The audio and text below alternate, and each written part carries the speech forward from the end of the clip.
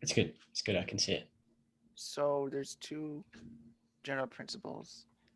One is related to their post I saw you make the other day Yes. about, and I related my response to it. Like, one is for principles, one is for fundamentals. Principles being wider, big picture things, and fundamentals being like the details of they're important to something particular. But anyway, these are methods for thinking in general, especially creatively. So one way to these are based on research with creativity and intuition and insight into problem solving. So Uh-huh. there is some psychological research into this. But one thing that's important is managing the way you focus. It's not merely a matter of being on or off focus or a degree of focus. It's also the breadth of your focus. Like, is it a wide area or a small area? Are you narrowed in on something or at a big picture? Say, if you wanted to, well, let me show you an example here.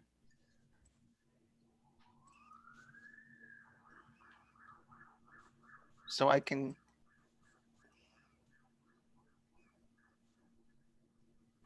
make a shape, say with x's.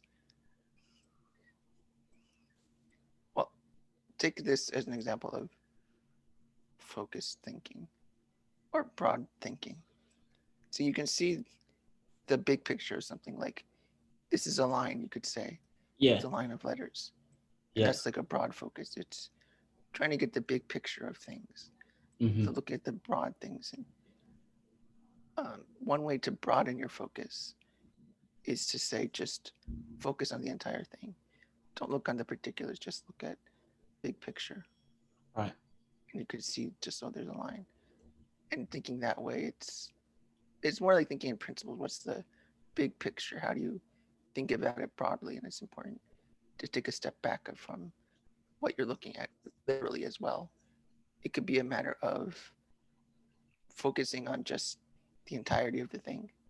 Like, say, look all of this, or say when you say look at the forest as a whole rather than the individual trees. Um, or you can think about the future. If it helps to think, the further out you think, say 10 years from now, that's a more broad look at information or the world around you. It helps you think Right. better that way.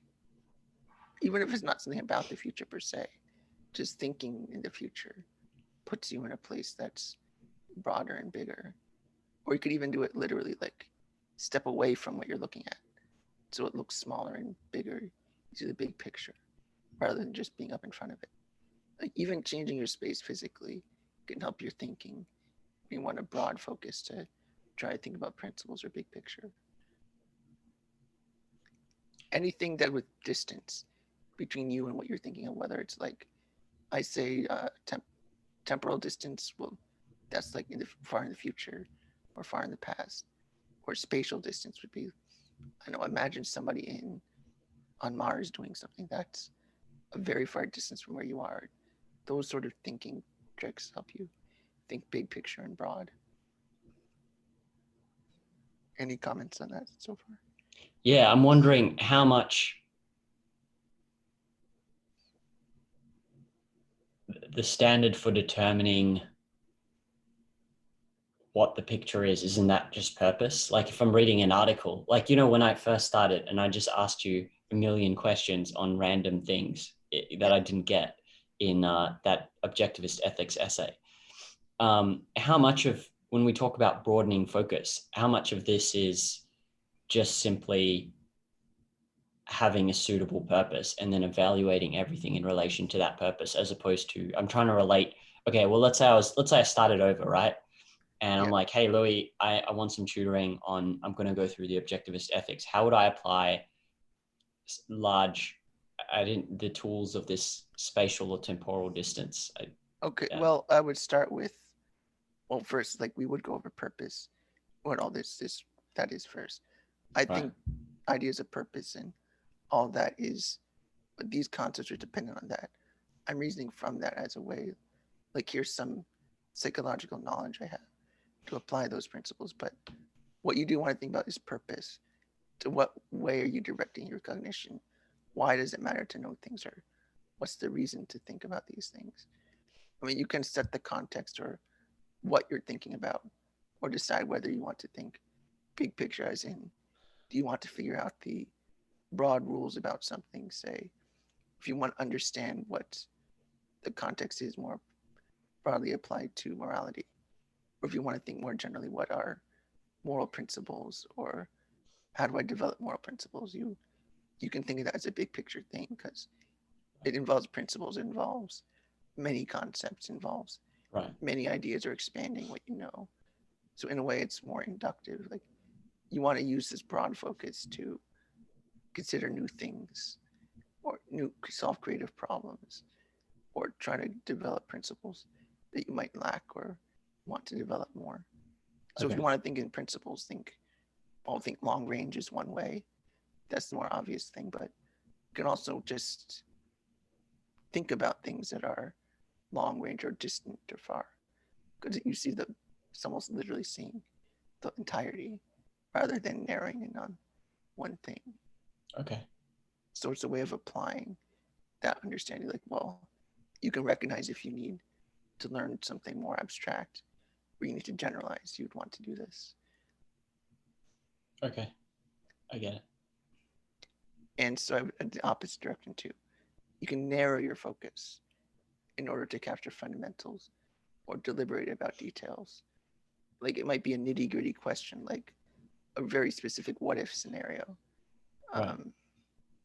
Maybe a very detailed question, like regarding property rights, should I be able to break in a house if there's a blizzard outside and I can't survive? Like, that might be a very specific, particular question. It's not irrelevant, but it's not big picture. Like, but you might want to try to capture fundamentals. Or if you're trying to analyze what is the nature of man, you don't necessarily want a big picture thing as much as narrow in on man. What is man? What are the details? What details should I consider? How do I get more precise about this concept? That's when narrowing your concept can be very useful, when it's more deductive, or it's more finding the precision in your concept, like cleaning it up, so to speak. So narrowing your focus might be like, you could recognize this line is just made of X's, or you could even narrow it even more, that in the middle there's an S. You're narrowing your focus on this central thing. So it could be literally like literally narrowing, as in your focus here, or it could be narrow, like in a sense here, it's made out of X's, or this line is something about X's, do it, or something like that.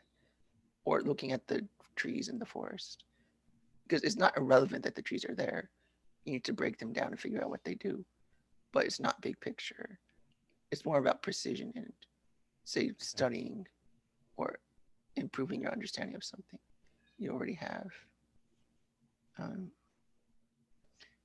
So the way to do that is like focus on the object itself, on their features. Like, if you're looking at a statue or a sculpture specifically, like, look at their nose carefully or something like that. Look at their height.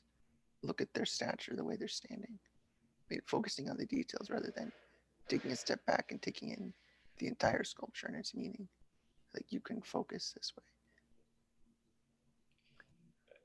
There's deliberating. I always thought, I'm still not clear on the whole fundamentals thing. Like, I wrote that down somewhere else, but like thinking in fundamentals versus essentializing. Do you see any difference in those?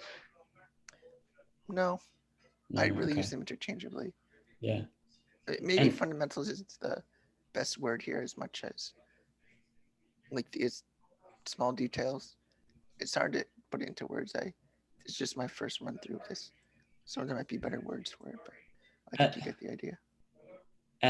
but isn't the fundamental, like if I'm reading an article or an essay, isn't the fundamental, see what would be the difference between the fundamental and the principles? Well, I'm saying fundamental in the sense, like, what are the particular facts stated in this article? It might be like, what is specifically claimed? Is it claiming, this particular view about concepts? Is it just Are you just summarizing it? Are you pointing out something about just the features of this theory or features in the article that are important? Or are you looking even broader than the article itself? Like, what does the article apply to? How do I apply this article to other areas of my life? How do I generalize to other situations? That would be more like broadening your focus. That would be big picture.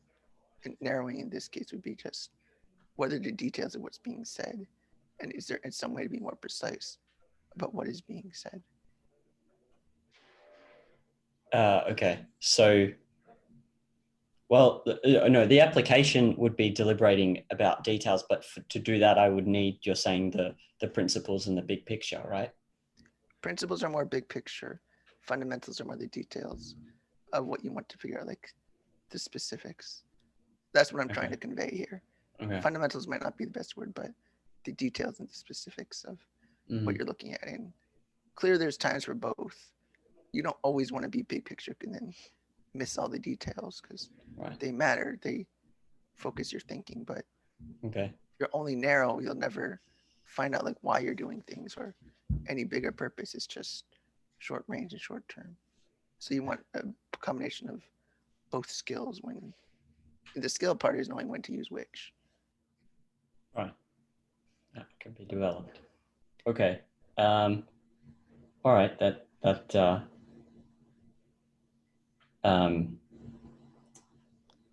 I follow so far. So narrowing focus is focusing on details and fundamental details, and then broadening is to think in principles. Yeah, or develop principles or find what they are. Got it. And I specifically mentioned ways to do that.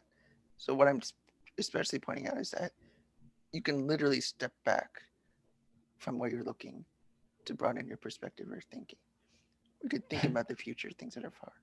And doing that actually does help. Okay. Like trying to think about things in the future or far away or changing where you are to look So, at like, it, literally look at it.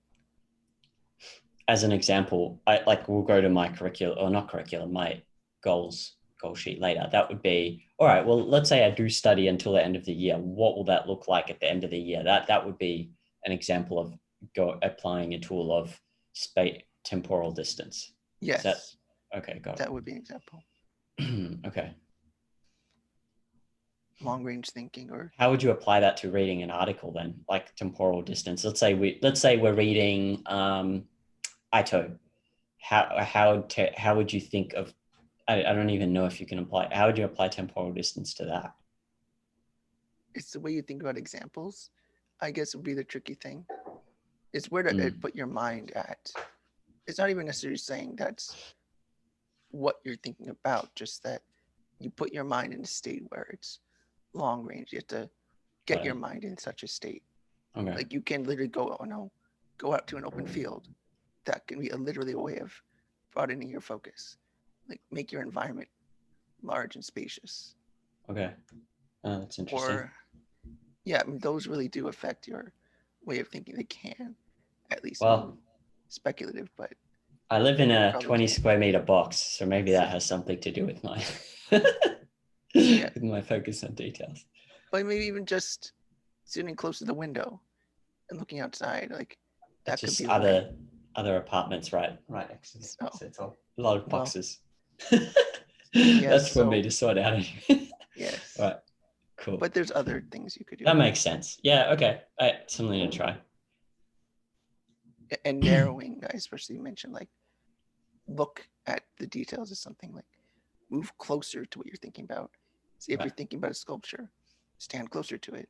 Literally take a step up, and that will kind of narrow your focus, both literally and mentally. Like both your perceptually and mentally. Okay. That's interesting.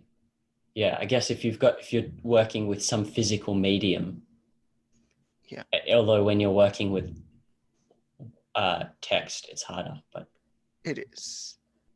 But that could be a matter of, say, focusing on the sentence. When I write sometimes, like if I'm writing, I just write a sentence in. But then if I really want to narrow my focus and think about something and really deliberate, I might stop at like 2 words and think really hard about the 2 words. Like really focus on something specific rather than the entire paragraph. It's really Yeah, focusing my eyes in a way.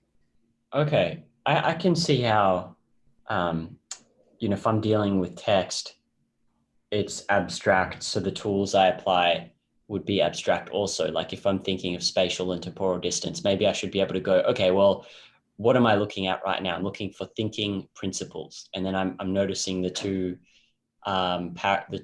sections, and then I'm thinking, okay, where am I? I'm in a tutorial with Louis. What's the purpose of the tutorial with Louis? And then why am I, and being really clear on all those different hierarchies. Is that maybe that would be the tool when it's I abstract? Yeah, something like that. I mean, there's no one way to do it, but Okay. the research really does show that this kind of thinking does impact your creative output or your ability to Okay. solve problems. That you can Okay. induce certain behaviors, you just getting people to focus on specifics or broad picture, that you Okay. can modulate these things.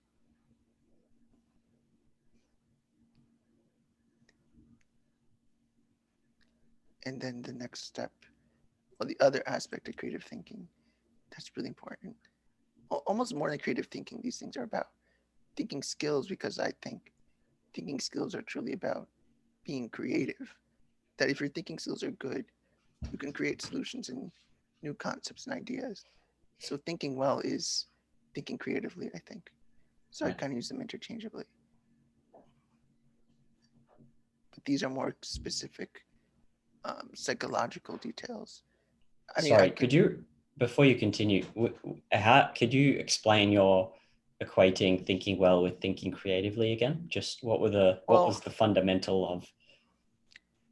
okay, so when I think of reason as man's tool to survival, I think of using reason to solve problems, to apply abstractions to a situation, to think long Right. range. And Right.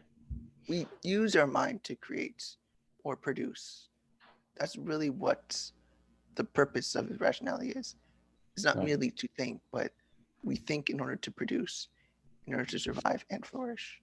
Right. So creativity in a literal sense is to create, but when I say creativity, we're also trying to engage in all of these other aspects of thinking, not just being rational, but what ways can we use our rationality to then, how do we apply the rationality to the rest of our body and our existence and our emotions and everything else?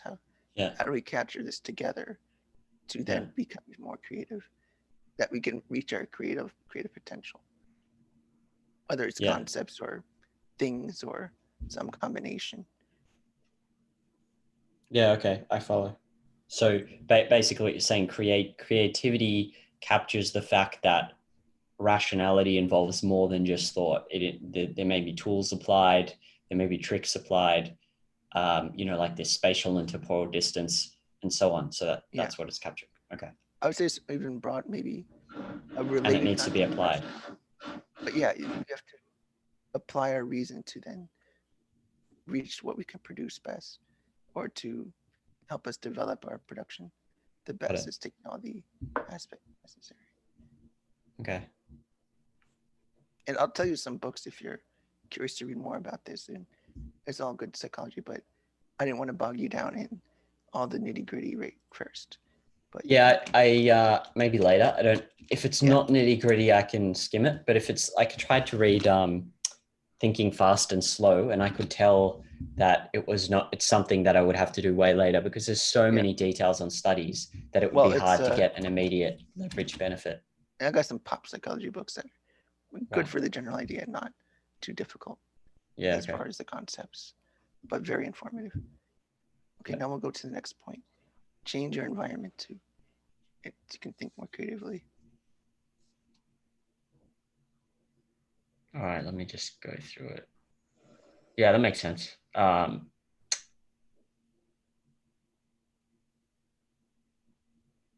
Playing music. Do you play music? Sometimes, What do you usually play? ambient music, which I don't Oh, generally listen to, but like Brian Eno is good for oh, thinking. yeah. Okay. It's not even music; it's just like ambient sound, and it Oh, okay. helps me. I thought you meant like play an instrument, but No, I like meant like piano or listen. something. I should say Yeah. listen. Okay. Yeah. Okay. While you're working. Yeah. Oh, Usually it's mostly like tones and things like that. It's not even like music. It's not yeah. like a Okay. scale or anything. It's atonal music probably. No, I don't know what you would call it actually. Just Yeah. ambient music.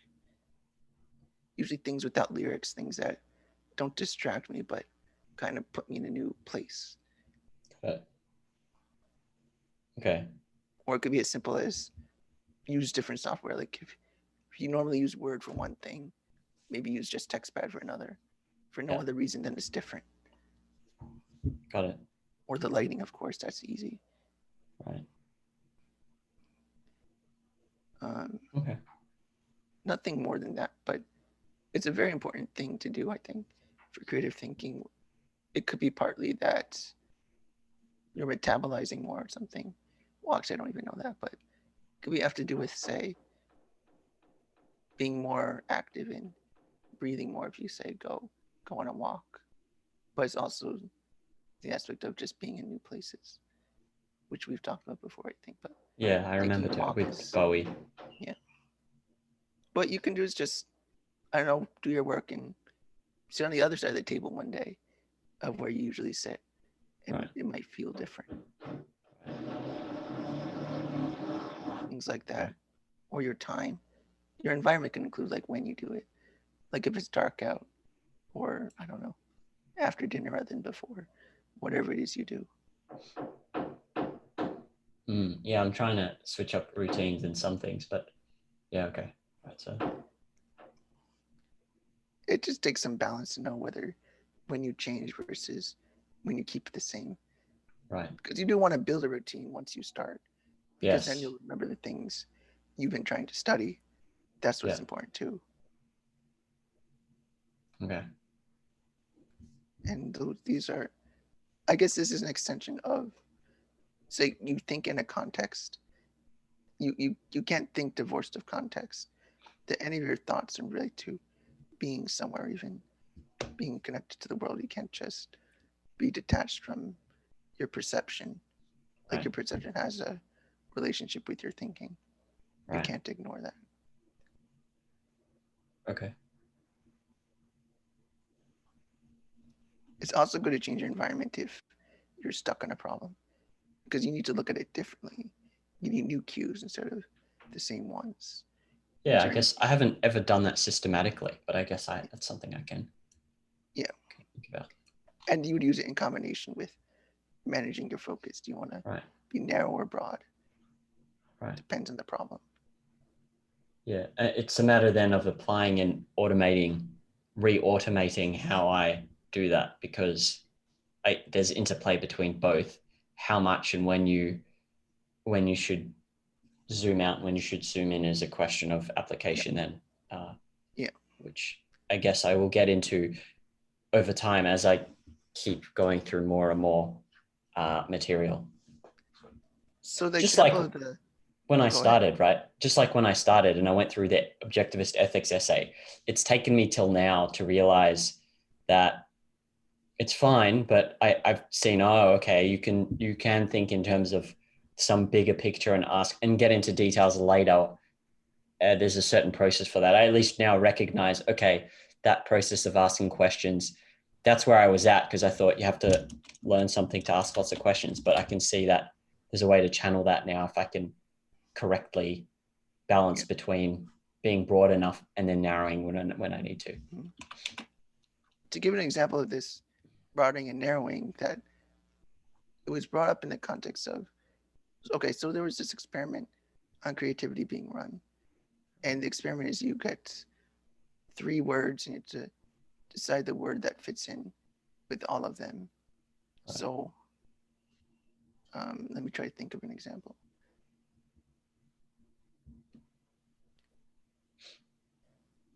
So the words are pine, crab, and sauce. What is a word you can add to those that make them a compound word? You just need to add one word to all of them. You mean, okay, Pine, crab, sauce, soup. Soup. Well, just one word that you can add on to the end, like just make a compound word. Fire Isn't truck. that what? Like fire truck, you can just add truck to fire, makes fire truck, like that. But isn't a soup a pine crab sauce soup? Doesn't that turn it into a compound word? Okay, maybe No, not. I each. don't. I think I'll just give the answer so you get to follow the theme. So the answer is apple, like pineapple, applesauce, and What? I didn't follow that. Sorry, I thought you gave me three yeah. words and I'm supposed to put them all into a compound. No, find the word that makes them that fits with each of them. So Oh, you both have separately. yes, Oh, okay. and I'll just give you an easy one. Yeah, just give me an What's the easy word one. you can field and cry? So, to both of them to turn them into a compound word, or both Yeah, together, like field both separately. What separately? goes with Okay. battle? Or I gave the answer. My bad. So battle cry and I could battle find another one. field, Uh, things like that. okay. Um, yeah, all right. I get it. So you can solve that by maybe if you're too narrow, you might not get it, or whatever it might be. That it depends what you're focused on. Many people can do it okay at it, but usually do better if they focus on it, like deliberately reason it out. But you Right. can get it just all of a sudden, like by intuition practically. Right. So a monk was doing this. He had to do like a lot of trials of that. And they were scanning his brain at the same time. And he started terribly at this. He got like 5 wrong right off the start. Even some easy ones, like everybody gets those right. Like usually if you get that wrong, that many wrong at the beginning, you get everything else wrong. But after that 5th time, you got everything else right. Everything was right after that point. So it's like monks are well known for being able to control their focus. Like he was a meditation master and things like that. So if anybody knows about focus, it's him. And knows how to do it, it's him. And it would seem that at least he could say that he was able to change his focus after that. That he's so good with focus that he knows how to set it. He knows where the best way to put it is when thinking. And this was a very intelligent man too. This monk had a PhD, so it's not even like a matter of intelligence here. Like he's highly intelligent in all this, and even he managed to use his focus differently in a way that's different than the average person. Like it's as if he started out with focusing in one way, he realized it failed, he changed it, then it started working. Then he was able to think quickly and creatively. Because you have to answer usually within 30 seconds, each Okay. one. My question to you though, when you use the word focus, are you referring to a different kind of focus from the one discussed in objectivism, where like, because I understand focus to be, am I just exercising the use of my like a volitional attention, basically. And then in that case, the specific methods of what I focus on or like how I conceptually think, whether it's in principles or whether it's some other way, is almost a question of, it's not a question of that volitional process anymore. Because I can try, like those examples you give me, right? I could try to focus, but if I use focus in the objectivist sense, I could get nowhere. Where that's why I'm thinking maybe you're using focus in a different kind of way. It's more of a more applied sense, I guess, or it's a more narrow definition that is a type of focus. I'm talking about that. One first step is just, do you focus at all or not? But then it's in what way do you focus? It's not just about like upping the clarity, but about like, do you use a telescope or a microscope? Like in what way do you narrow your eyes? Do you narrow your attention? Or do you broaden your attention? It's changing the way you're focused. It's not just saying, are you focused, but now that you're focused, in what way are you focusing? Like in the same way that you can squint your eyes or open your eyes wide. I mean, it changes things a little bit, but it doesn't change the fact that you see. Does that make sense? Yeah. So it'd be something like, okay, let's say that example of field, find a compound word, a word that will make field a compound Yeah. word. You could, for example, I could just say, all right, what's a compound word? And then my subconscious doesn't give me an answer. Or I could, for example, imagine myself standing in the field, or I could imagine myself above the field looking at it, or I could, I don't know, there's probably tons of other things I could ask my subconscious to get answers. And so Yeah. it sounds like that's what you're referring to as focus, the specific method, which Yeah. that's not a default. Like I wouldn't know that that's not necessarily obvious what you do to get an answer to. That's It's not. almost conceptual, right? Yeah. It's more the skills of focus. It's one thing to Okay. focus in the same way any human learns to walk, but not all of them are as good at it as others. Anyone could learn to run, but some are better at it than others, or they learn the techniques to be able to run better or swim better, whatever it is. Yeah. Yeah. Okay. Um, yeah, those aren't obvious though, actually, now that I think about it. Like even that simple example of like find a compound word for field. Because I just if I like tried to do something like that, I would go, all right, field, what's a compound word? Field, field, field. And my subconscious might not give me an answer. But maybe Yeah. that's not necessarily an effective way. It's like you're just battering your subconscious for an answer when the actual way would be there's some method to get information that is in there somewhere, but you've got to, you know, for each different problem you have, what is the method? So maybe in that case, you know, like I gave the example, there are so many possibilities. You could imagine being in a field, you could imagine being above a field, you could ask yourself different questions, but what you ask yourself or what you imagine is not, that's not clear at all. Right. And I think that's why it's important, I think, to go over the techniques about it, because it Right. might seem like, oh, just use rationality and it appears, but what does it mean to use your rationality? It's I don't not know. just like, Yeah. yeah, I mean, it's harder than that.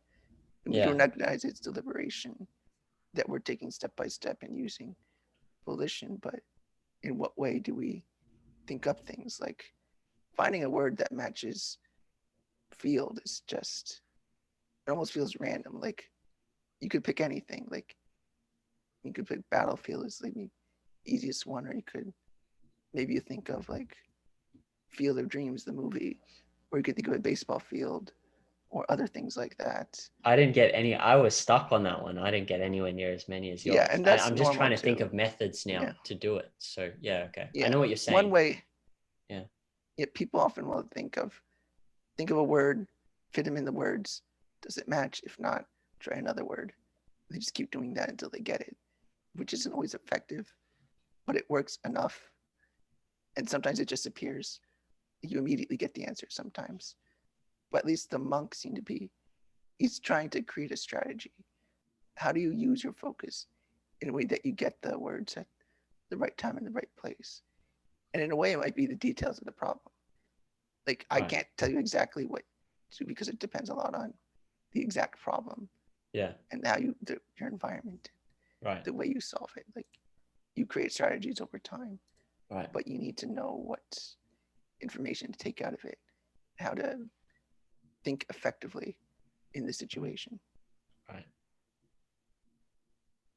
Yeah. Okay. And then yeah, it'd be interesting to break that down. Is I have no idea, but that I think that stuff has some outsized effect on thinking. Like imagine it's hard to measure actual intellectual capacity, but then when you think about something like a method, take two students and they're both working on, I don't know, let's just say a maths assignment, and one has a specific method for approaching the problem and working out, all right, is there a gap in my knowledge or do I need to prompt my subconscious with other questions? And he's got tools and methods to do that.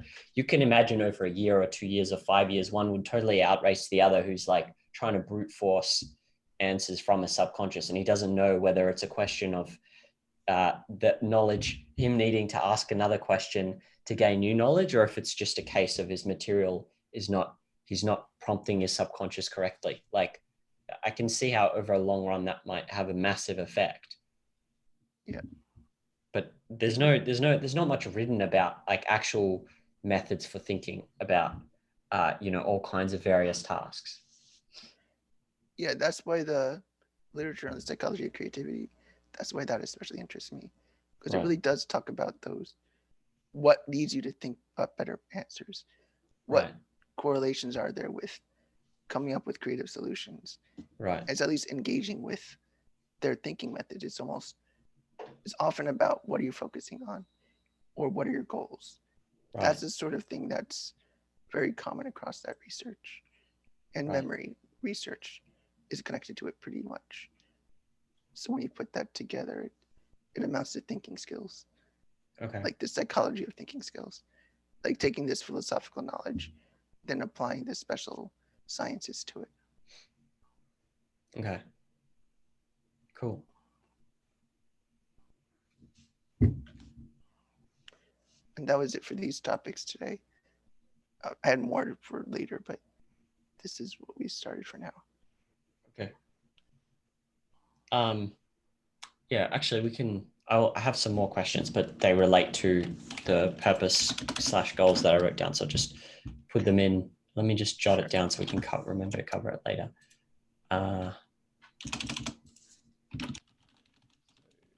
What did you title? Thinking principles. Done. I'll share my screen now. Do you want to stop share screen? Sure. Oh, you got to make me host actually, because Sure. let me go to. Actually, we can do this because there's where I don't know if we'll have time to go through purpose completely, but curious. Do you know? Have you ever given much thought to how you write for yourself? Meaning, if I've done free writing and I've done just reflecting on something, and I just write heaps of thoughts, but then not for the purpose of communicating with someone else, but then rearranging and editing your thoughts when they come out there's no logical order to them necessarily. It's just whatever your subconscious throws at you, but then rearranging and editing them so you can clarify your own thoughts. Is there any method or system or way you think about that?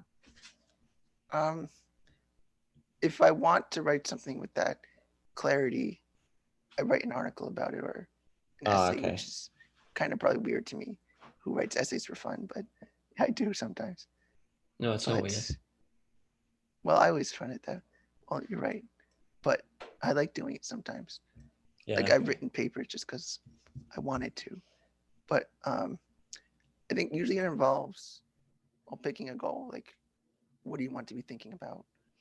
Sometimes it's just a matter of, do I want to just jot down some ideas that I want to work on later?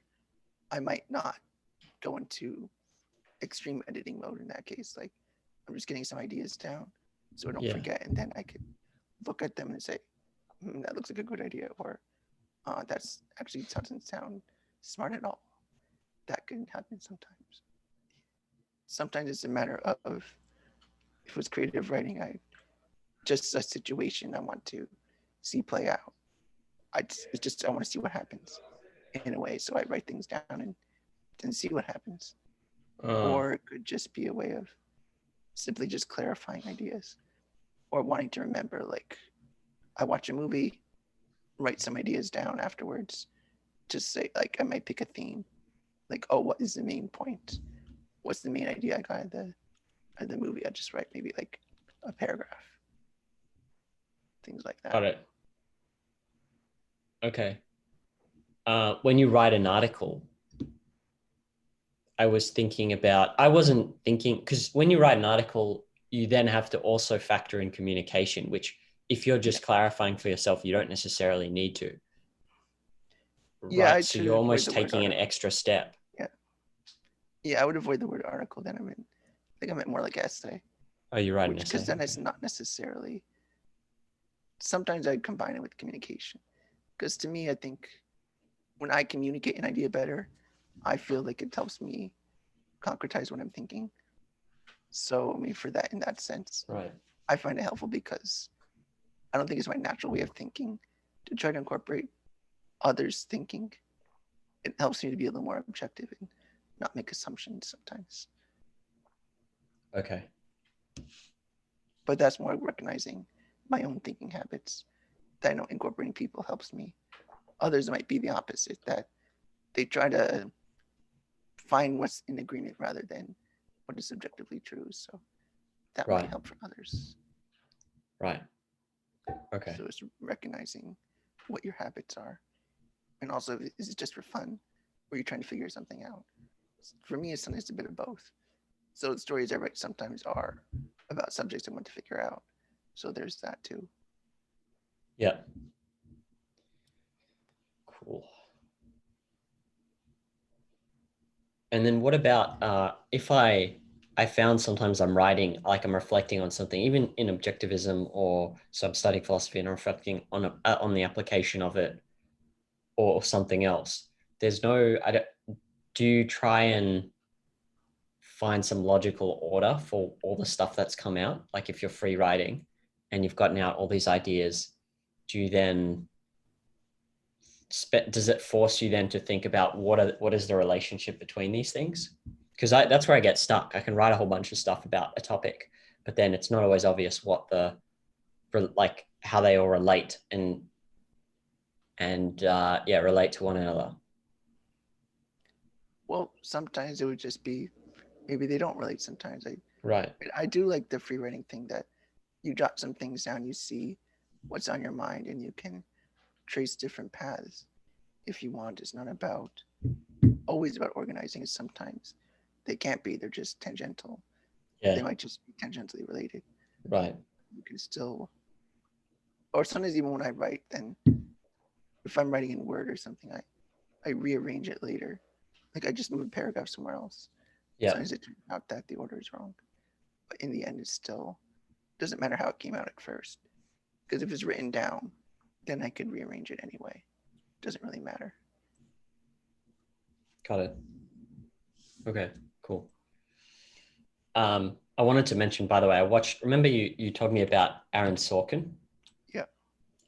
and so I looked up. He made a movie called I think it is a Molly Bloom. Let me just double check. Yeah, Molly's Room. I think that was the name of the movie, and it's about Molly Bloom. Have you watched it? Molly's Not yet. Game. Yeah, I know of it though. I haven't watched. He made the movie about um, Facebook. What's his name? The guy who started Facebook, Zuckerberg. About, yeah. And yeah, I Social definitely media. noticed. Yeah, social media, whatever it's called, I don't know. But yeah, I definitely noticed that it was very stylized, and the conversations, like you mentioned, were just they were very fast paced Yeah. and not typical of a day to day conversation unless you're speaking to a genius. Yes. But I did notice the pace. I did enjoy it actually.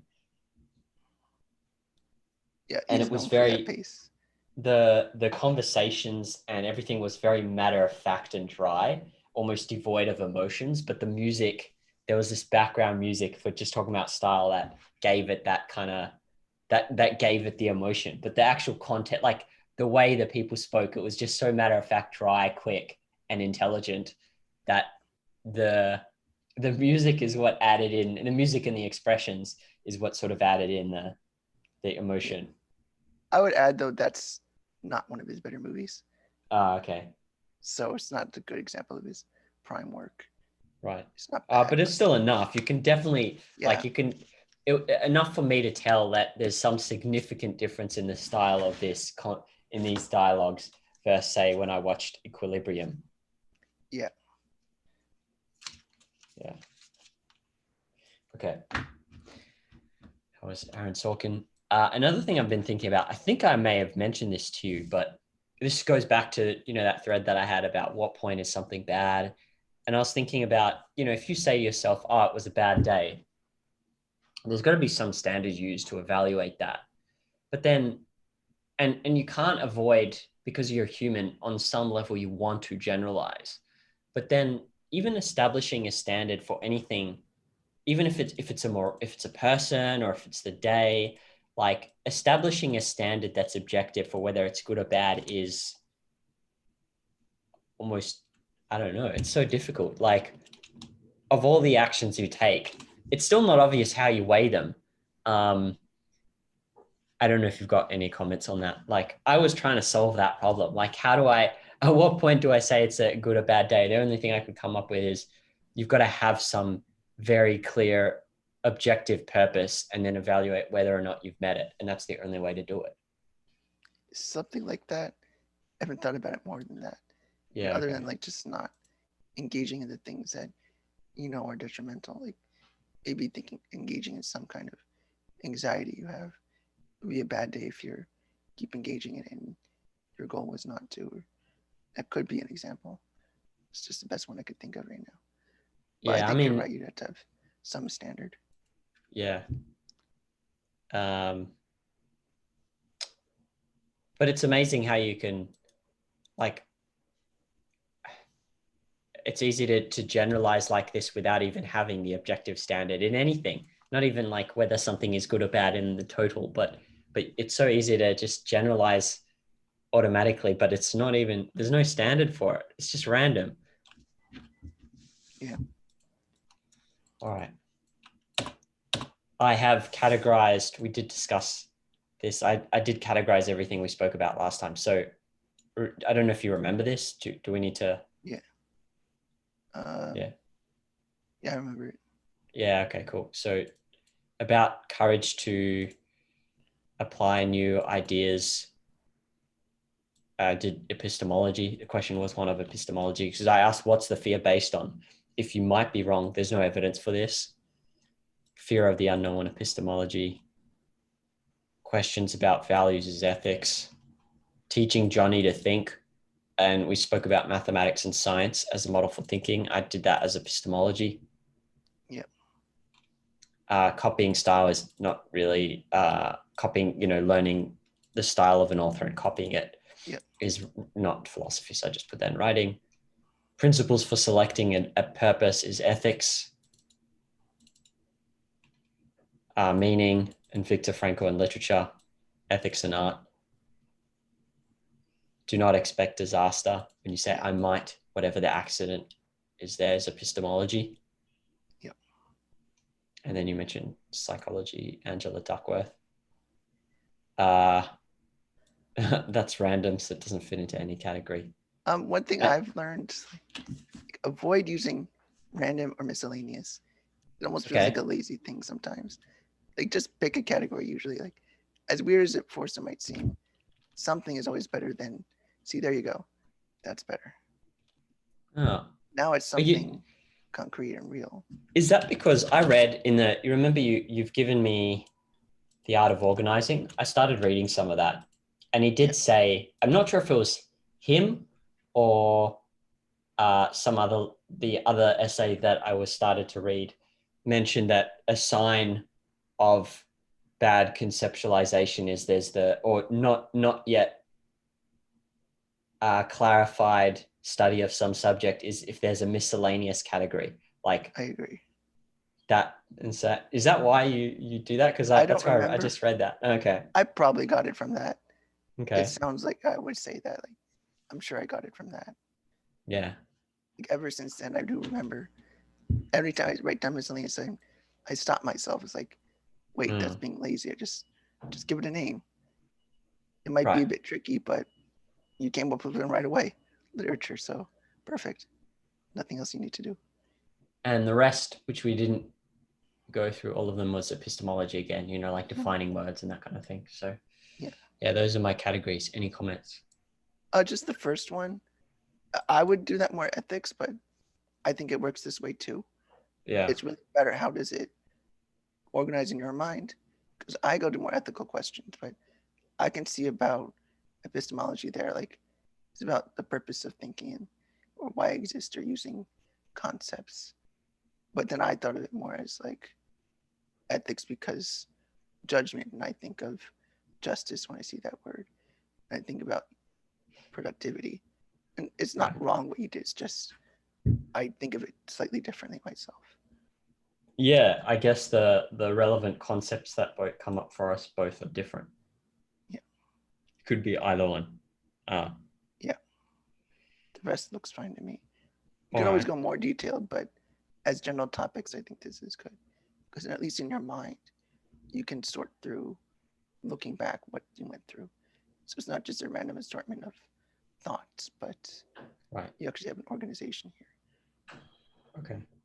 I did start reading, like I said, I think it's Kvasnik, I don't. Yes, The Role of I remember that. Classification. Yeah, And I then I remember that. started reading Grushko, The Discipline of Organizing. Yeah. I found though, my eyes started glazing because I found like I just couldn't get how I didn't see what I was getting out of it. It was quite hard to get through both That's of fine. them. I tried both. I didn't finish. I skimmed both, but I found it very difficult. That's Um, fine.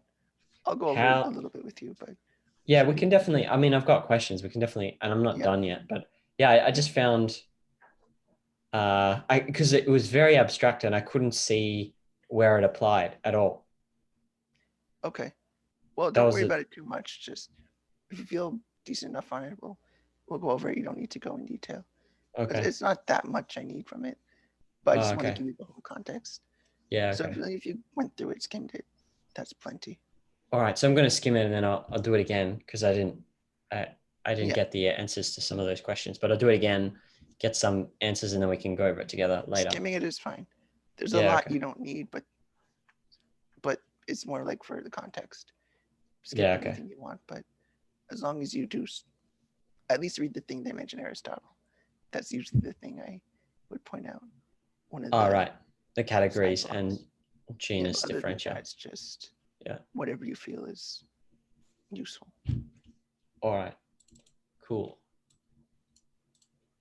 Well, we can probably wrap up and then I'll see you again in an hour.